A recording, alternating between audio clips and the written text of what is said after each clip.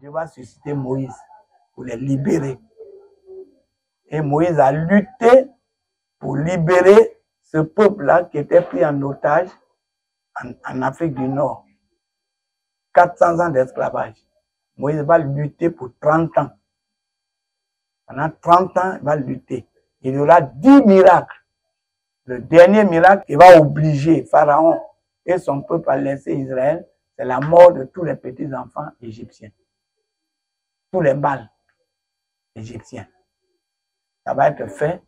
Mais avant que cela, avant qu'il ne sorte, il va se passer que Dieu dit, il faut restaurer le sacrifice sanglant pour que je vienne et que je vous accorde la vie.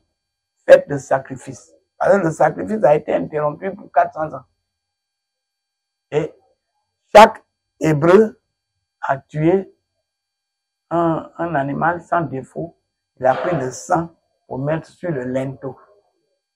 Et cette nuit-là, l'ange de la mort est passé, a épargné tous ceux qui avaient la maison, tous ceux qui avaient le sang sur la maison, ils ont été épargnés.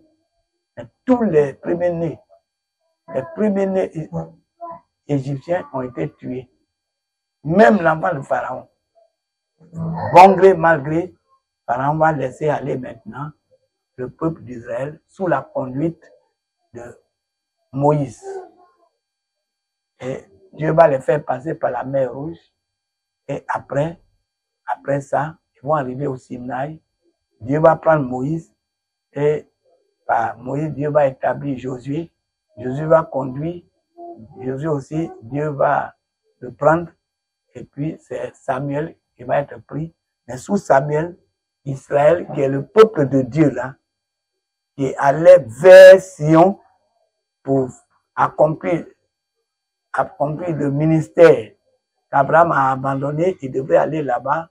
Israël aussi, en cours de route, a abandonné Dieu, a dit à Samuel, vraiment, il y a trop de lois, il faut se sanctifier, il faut faire sacrifice, on est fatigué. Il faut nous donner un roi comme tous les autres peuples de la terre.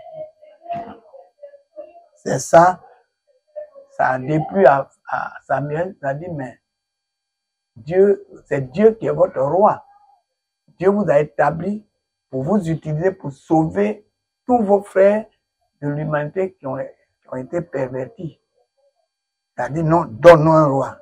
Et le Seigneur dit à Samuel, donne-leur un roi, c'est pas toi qui rejettes, c'est moi. Et le premier roi était Saül. Il n'a pas été bien. Le deuxième roi, c'est David. Il n'a pas été aussi bien. Le troisième roi, c'est Salomon, son fils. Lui-même, il a été trop grave. Trop grave. Hein? La faute de David, c'était une affaire de sexualité mal en point. Après, son fils, ça a dominé sur son fils. Lui, il avait 300 femmes et 700 concubines. Lui seul, 1000. C'est trop. Mais finalement, et son fils, qui est Roboam, qui est né, il avait 78 femmes. Et finalement, Israël n'avait plus de bon roi. Les prophètes aussi, ils n'écoutaient plus. Donc, qu'est-ce que Dieu va faire? Dieu va les éparpiller. Tout Roboam, Dieu va les éparpiller. Là, nous sommes proches maintenant, en 721, 722. Dieu va éparpiller les 10 tribus. Ils vont s'éparpiller dans le monde entier. Et les 2 tribus sont restées à Jérusalem. En ce moment, déjà, ils avaient construit le temple. Ils devaient maintenant faire le culte. Mais les 2 tribus, c'est Juda et Benjamin. Et à partir de là, on les a appelés juifs. Parce qu'ils pratiquaient la doctrine de Juda. On dit le judaïsme.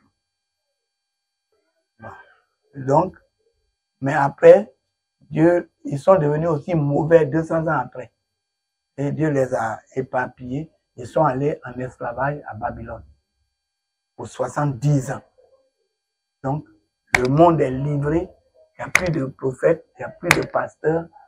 Qui va sauver le monde? Le monde est livré dans les ténèbres.